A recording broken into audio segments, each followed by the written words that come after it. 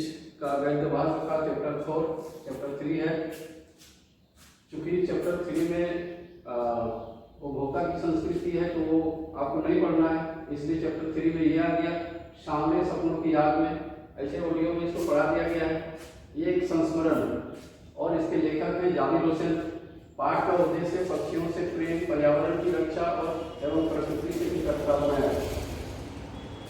प्रमुख पात्र है सालिम अली जो वर्ड वाचर है यानी पक्षी विज्ञानी है और प्रकृति प्रेमी है। तहमीला उसकी सालिम अली की पत्नी है। लॉरेंस वर्ड वाचर है जो विदेशी है। फ्रीडा लॉरेंस की पत्नी है और ये डायरी शैली में लिखा गया। कहने का मतलब है कि संस्मरण हम किसको करते हैं? जब किसी की याद में कोई चीज लिखा जाता है तो उसको संस्मरण कहा जाता है। साहित्य लिखने की अनेक विधाएं हैं। कोई कहानी लिखता है, कोई कविता लिखता है, कोई नाटक लिखता है, कोई उपन्यास लिखता है, कोई साक्षात्कार लिखता है, कोई डायरी शैली में लिखता है और कोई यात्रा वृत्तांत लिखता है। तो इस तरह से बहुत तरह से विधाएं जो है साहित्य की है और जो किसी की याद में अगर मान लीजिए लिखा जाता है तो उसी को संस्मरण कहा जाता है यानी रिमेम्बर जिसको कहते हैं। अब पाठ का उद्देश्य तो आप समझ ही गए और सांवले सपनों की याद इस चैप्टर का नाम इसलिए पड़ा कि सालिम अली एक पक्षी विज्ञानी है और वो पक्षी विज्ञानी सुनहरे पंखों के पक्षियों को सुरक्षा करने में सारा जीवन लगा दिया, उसको बचाने में सारा जीवन लगा दिया। और ये यमुना नदी का भी थोड़ा सा वर्णन है। यमुना नदी का पानी जो है वो सांवला है, तो सांवले पानी को देख करके हमको श्री कृष्ण की अनेक यादें आ जाती हैं। तो इस तरह से इस जो चैप्टर है इस चैप्टर का नाम रखा गया सांवले सपनों की याद। अब चलिए पाठ पर आते हैं। पाठ है सपनों सामने की याद। इसमें प्रमुख पात्र जो है सालिम अली। अब सालिम अली एक पक्षी विज्ञानी है। इनको ये पक्षी देखने का, पालने का, सामने से उसको देखने का इसको बहुत शौक था। शौक होने का कारण था कि बचपन में एक बार उसके एयर गन से यानी खिलौना पिस्तौल से किसी पक्षी को उन्होंने एक गोरैया को नीलकंठ गोरैया को मार दिया और वो नीचे गिर गया और नीचे गिरने के बाद जो है वो छटपटाने लगा।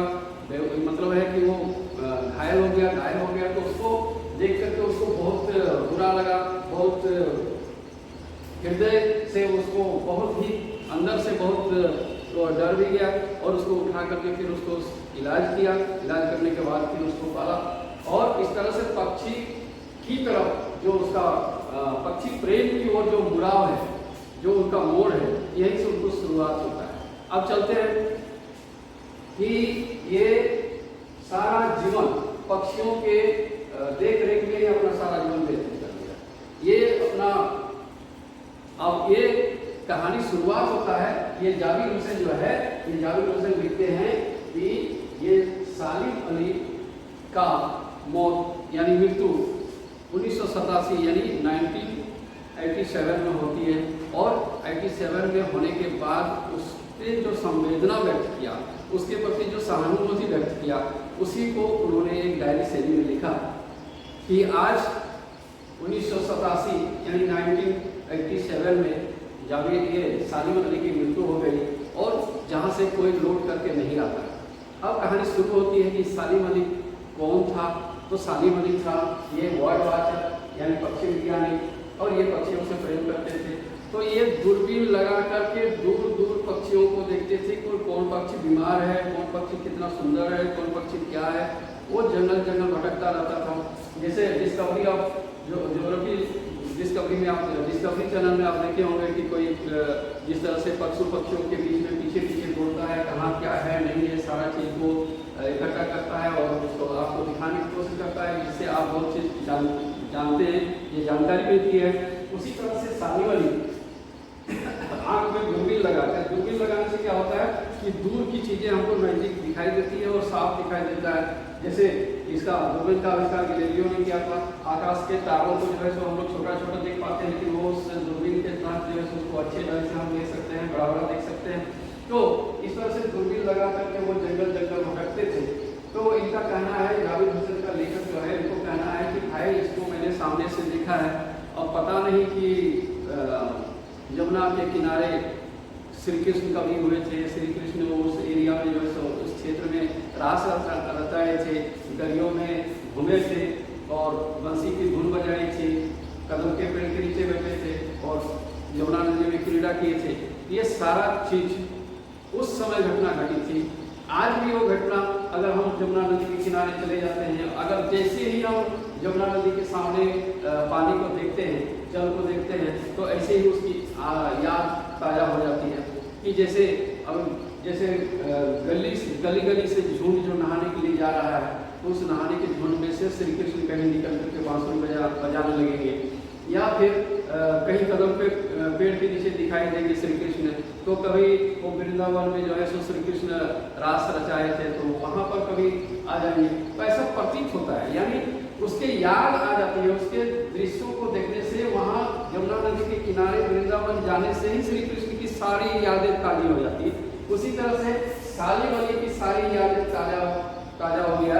और किस कारण से ताज़ा हो गया कि सालीमली जब मरा तो क्या क्या उन्होंने किया था, सारा चीज का घटना सामने आ गया। वो बता रहे हैं डायरी में कि वो दूरबीन लगा करके पक्षियों को खोजने के लिए जाते थे, पक्षियों को इसमें से सबसे ज्यादा सहयोग दिया उसकी पत्नी तहमीना ने, और तहमीना ने उसका सहयोग दिया।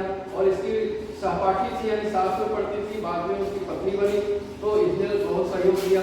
सहयोग दिया मतलब है कि जो वो काम करने के लिए जाते थे उसका सहयोग करती थी, माने खाना पीना बना देती थी, या तो जाने के लिए किसी प्रकार का बाधा नहीं देती थी, इसीलिए उसका सहयोग हो गया।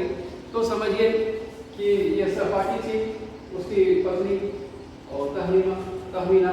तो इस तरह से वो जंगल खोज करके जो है सो पक्षियों को लाता था, उसका इलाज करता था, पक्षियों को ठीक करके फिर जो है छोड़ देता था।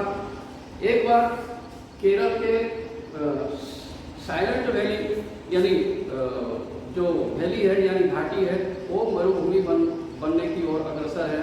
यानी वहाँ जो हवाएं आती हैं या तो सेंट यानी बालू जो बढ़ता जा रहा है, उससे जो है उनको बहुत बुरा लगा। तो तत्कालीन प्रधानमंत्री उसमें चौधरी चरण सिंह थे, उससे वो पक्षी विज्ञानी जो है सालीमली मिले और उन्होंने बड़ी ही संवेदनायुक्त शब्दों से उनको कहा कि देखिए एक दिन ऐसा आएगा कि ये पूरा क्षेत्र जो है सो मरुभूमि बन जाएगा और वहाँ एक भी जीव जंतु पेड़ पौधे नहीं रहेंगे, तो इससे काफ़ी दुख होगा, हमारा पर्यावरण पर काफ़ी नुकसान पहुँचेगा, पर्यावरण पर काफ़ी नुकसान पहुँचेगा। तो वो भी गांव के ही से चौधरी चरण सिंह, तो उनकी ये बातें सुन करके उनकी आंखें नम हो गई, आंसू उसको भर आया। तो उसने कहा कि भरसक कोशिश मैं करूँगा कि इसको बचाने का कोशिश करूँगा और इस वैली को जो है हरा भरा करने का कोशिश करूँगा। उसने वादा किया। इस प्रकार से हम देखते हैं कि जितना वो पक्षी से प्रेम करते थे, वो प्रकृति से भी उतना प्रेम करते थे। पेड़ पौधे को बचाना, पर्यावरण को दूषित नहीं करना, ये काम उनका था। तो एक बार इस तरह से इसका पक्षी के प्रति जो है सो प्रेम बढ़ता गया और प्रकृति के प्रति भी प्रेम बढ़ा। और इसमें से एक कहानी और मेरा इसमें जुड़ता है। ये सेंट लॉरेंस जो है ये भी वाटर बचा था, लेकिन ये इंडियन का था। ये उपन्यासकार भी थे और लेखक भी थे। तो इनकी पत्नी जो थी फ्रीडा को किसी ने पूछा कि आप जो है सेंट लॉरेंस के विषय में आप कुछ बताइए। तो उन्होंने साफ कहा कि भाई मैं इसके संबंध में नहीं बता सकती हूँ, इसके संबंध में जो है वो छत पर बैठने वाली गोरैया हमसे अधिक जानती है। कहने का मतलब ये है कि ये भी वर्ड वाचक थे, तो इनको पक्षियों से इतना प्रेम था, इतना लगाव था कि अधिक समय वो पक्षियों के साथ ही बिताता, अपनी पत्नी के साथ कम बिताते थे। इसलिए उसने कहा कि हमसे अधिक वो गोरैया जानती है जो छत पर बैठी, इसलिए उन्होंने ऐसा कहा। अब रही बात कि बचपन की एक घटना भी इसको पूरा जीवन को मोड़ करके रख दिया। बचपन में वही उसके एयर गन से जो नीलकंठ वाली गोरैया जो घायल होकर गिर गई थी और उसको बचाने में, उसको इलाज करने के बाद वो पूरा जीवन अपने पक्षी को बचाने में लगा दिया। इस तरह से हम इस अगर सपनों की याद को हम देते हैं तो इसमें से सालिम अली का सारा जीवन पक्षियों के प्रेम, पर्यावरण की रक्षा करने में और प्रकृति से निकटता बनाए रखने में जो है हम भूमिका रही। आज भी हम उस चीज को लेकर के चलते हैं कि पक्षियों का, अब देखिए गोरैया की कमी हो रही है, देखते हैं कि प्रकृति से लोग दूर हो गया है।